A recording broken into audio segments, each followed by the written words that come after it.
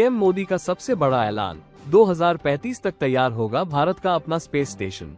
भारतीय अंतरिक्ष अनुसंधान संगठन ने शुक्रवार 22 अगस्त 2025 को एक ऐतिहासिक कदम उठाते हुए भारतीय अंतरिक्ष स्टेशन का मॉडल पहली बार दुनिया के सामने पेश किया।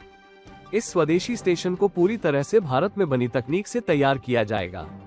इसरो का लक्ष्य है कि 2028 तक BAS-01 मॉड्यूल लॉन्च कर दिया जाए और 2035 तक पूरे स्टेशन को अंतरिक्ष में स्थापित कर दिया जाए। ट्रंप के टैरिफ के जवाब में भारत ने दिखाया दम, 25 अगस्त से अमेरिका के लिए पोस्टल सर्विस बंद।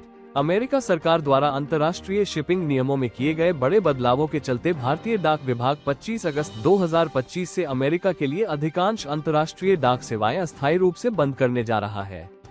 इस फैसले का सीधा असर उन भारतीय उपभोक्ताओं और व्यापारियों पर पड़ेगा जो अमेरिका में सामान भेजते हैं।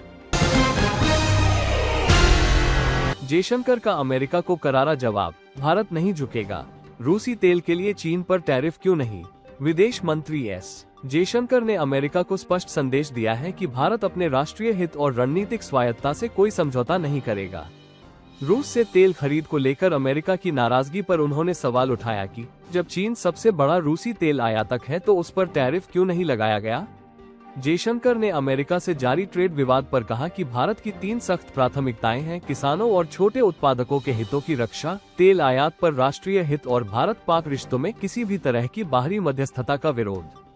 उन्होंने कहा कि अमेरिका से बातचीत जारी है, लेकिन इन मुद्दों पर कोई समझौता संभव नहीं है। अंतरिक्ष बजट के मामले में भारत बना विश्व का 8वां देश, चंद्रयान-3 के बाद अंतरिक्ष अर्थव्यवस्था में बढ़ोतरी। भारत 23 अगस्त को अपना तीसरा राष्ट्रीय अंतरिक्ष दिवस मना रहा है। इस दिन भारत के चंद्रयान-3 मिशन ने चंद्रमा के दक्षिणी ध्रुव पर सफल लैंडिंग कर इतिहास रचा था। इस उपलब्धि ने देश की व्यापक अंतरिक्ष अर्थव्यवस्था और उससे जुड़े बुनियादी ढांचे पर वैश्विक ध्यान केंद्रित किया है। हालांकि वर्ष 2024 में अमेरिका, चीन, जर्मनी, जापान, फ्रांस, रूस और इटली जैसी बड़ी अर्थव्यवस्थाओं ने भारत की तुलना में अंतरिक्ष क्षेत्र में अधिक खर्च किया है। इस आधार पर भारत वैश्विक स्तर पर अंतरिक्ष पूंजीगत व्यय बजट में 8वें स्थान पर है।